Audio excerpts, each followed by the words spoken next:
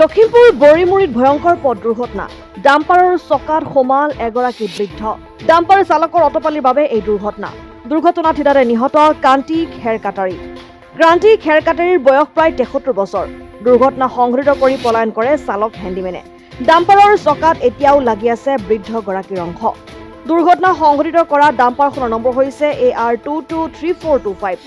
অৱশেষত প্ৰায় 4 ঘণ্টাৰ মূৰত বৃদ্ধাগৰাকীক গাড়ীৰ চকাৰ পৰা উলিয়াই লখিমপুৰ মেডিকেল কলেজলৈ প্ৰেৰণ কৰে মৰণোত্তৰ পৰীক্ষাৰ বাবে।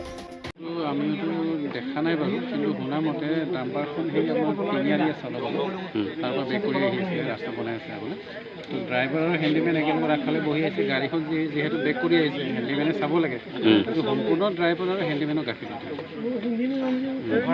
যদি তেওঁলোক সজাগ হোৱা নাই সেইটো নহ'লে হয়। কি আছিলে গাড়ীখনৰ? গাড়ীখন গোটেই তাৰমানে এইটো কি বুলি কয় আপোনাৰ ৰাস্তা বনোৱা হেৰিটো ব্লেক টপিঙৰ বস্তুখিনি, আৰু গাড়ীখন অভাৰলোড হৈ আছে। আৰু তেওঁলোক ইমান নেগলিজেঞ্চ। আৰু এতিয়ালৈকে আপোনাৰ চাওক 3টামান বজাতে হোৱা কথা, এতিয়ালৈকে মালিক পক্ষ মানুহ এজন অহা নাই। প্ৰশাসনে বাৰু চেষ্টা কৰি আছে।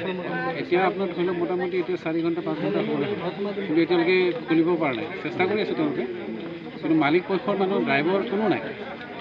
মানুহগৰাকী কি নাম আছিলে? মানুহগৰাকী কান্তি খেৰকাটাৰী। ঘৰ এইটোৱে। কোন জেগা এইডোখৰ? এইখিনি বৰিমুৰি বড়োগাঁও বুলি কয়। বৰিমুৰি বৰুৱা। লখিমপুৰৰ পৰা ৰাহানুদ্দিন আহমেদৰ ৰিপৰ্ট, অসম আদিত্য।